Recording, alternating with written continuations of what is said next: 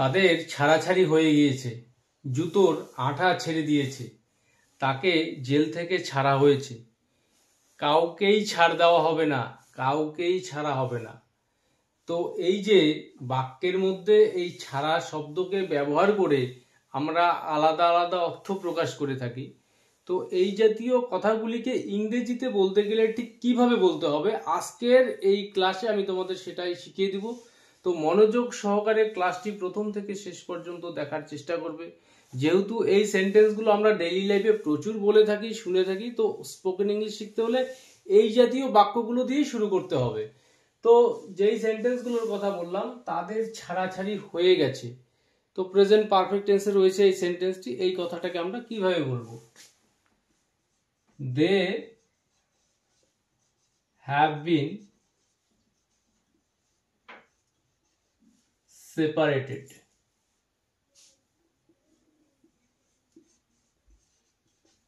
They have been separated, তাদের ছাড়াছাড়ি হয়ে গেছে।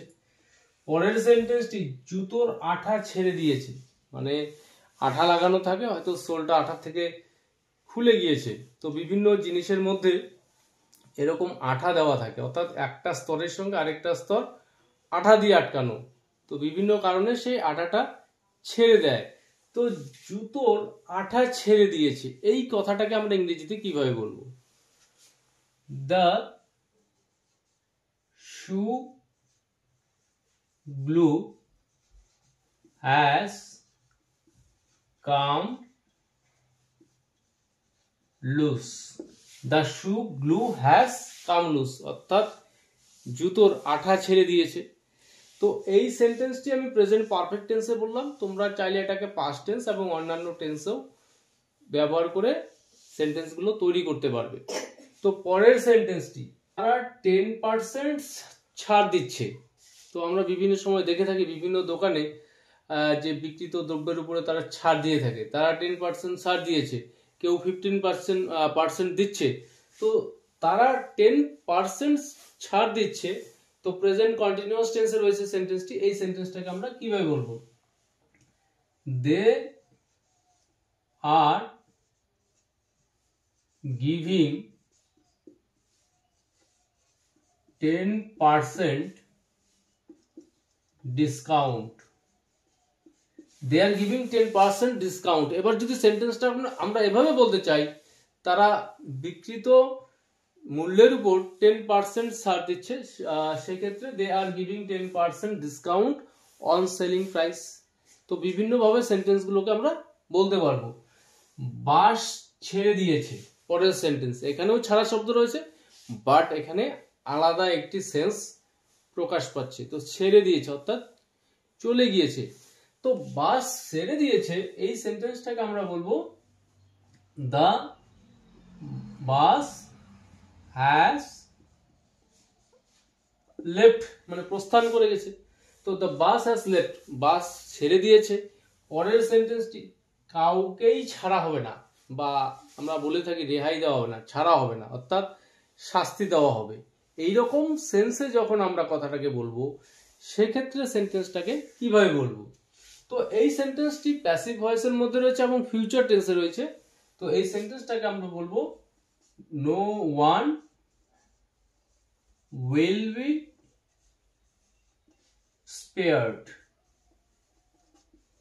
No one will be spared, কাউকেই ছাড়া হবে না, মানে সবাইকেই শাস্তি দেওয়া হবে। তো পরের সেন্টেন্সটি, কাউকেই ছাড় দেওয়া হবে না।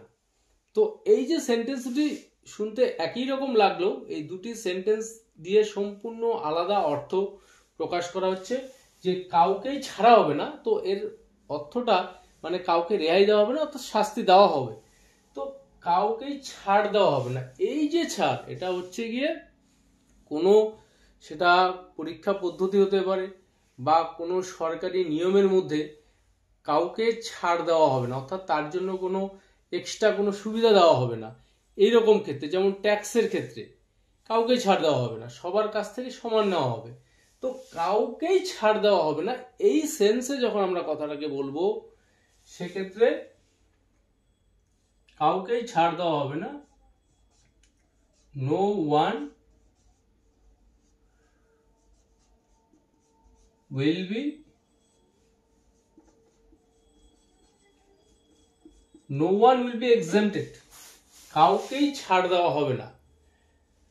তো পরের সেন্টেন্সটি, টাকা ছাড়া পুরুষের কোনো দাম নেই।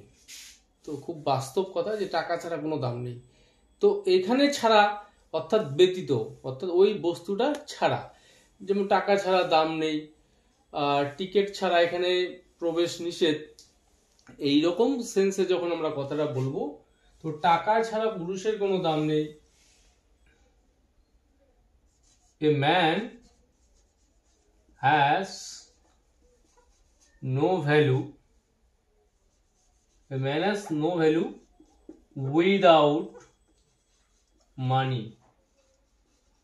A man has no value without money, অর্থাৎ টাকা ছাড়া পুরুষের দাম নেই, তো টিকিট ছাড়া হলে প্রবেশ নিষেধ। তো এরকম সেন্সে যখন বলবো, তো উইদাউট প্রিপোজিশনটা আমাদের ইউজ করতে হবে।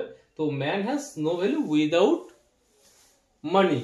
তো সে জেল থেকে ছাড়া পেয়েছে, তো এই ছাড়ার অর্থ আলাদা, তো মুক্তি পেয়েছে, জেল থেকে ছাড়া পেয়েছে। তো এই সেন্টেন্সটি প্যাসিভ ভয়েসের মধ্যে রয়েছে, তো এটাকে বিভিন্ন টেন্সে আমরা অ্যাপ্লাই করতে পারবো। তো আমি প্রেজেন্ট পারফেক্ট টেন্সে সেন্টেন্সটি তৈরি করছি। সে জেল থেকে ছাড়া পেয়েছে, বা এই সেন্টেন্সটাকে আমরা বলবো he has been released. He has been released from prison or from jail, আমরা বলতে পারি he has been released from prison অথবা from jail।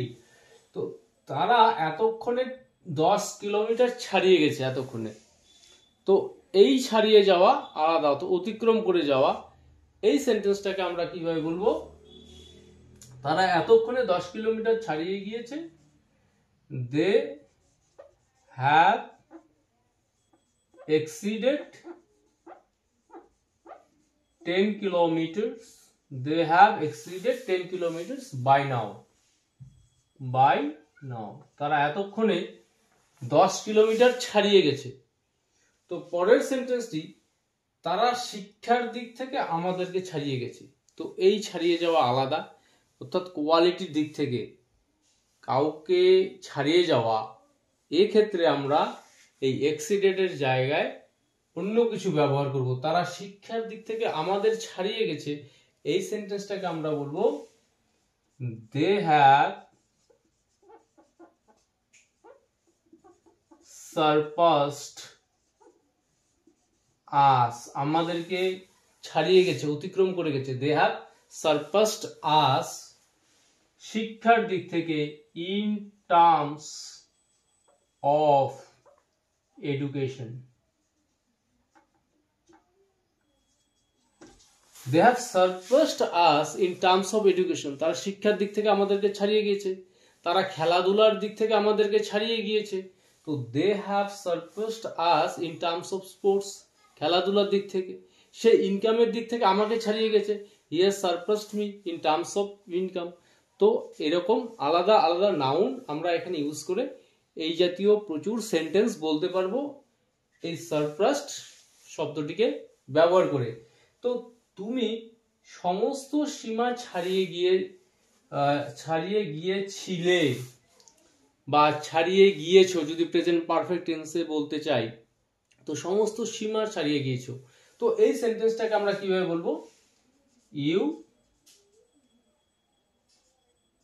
এখানে কোয়ালিটির দিক থেকে আমরা সারপ্রাসড ইউজ করেছি, বাট এই সেন্টেন্সটির মধ্যে ঠিক আগে যে সেন্টেন্সটা করেছি এক্সিডেড, এখানেও ঠিক সেটাই ব্যবহার করব। তো you exceeded all limits, you exceeded all limits, তুমি সমস্ত সীমা ছাড়িয়ে গিয়েছিলে।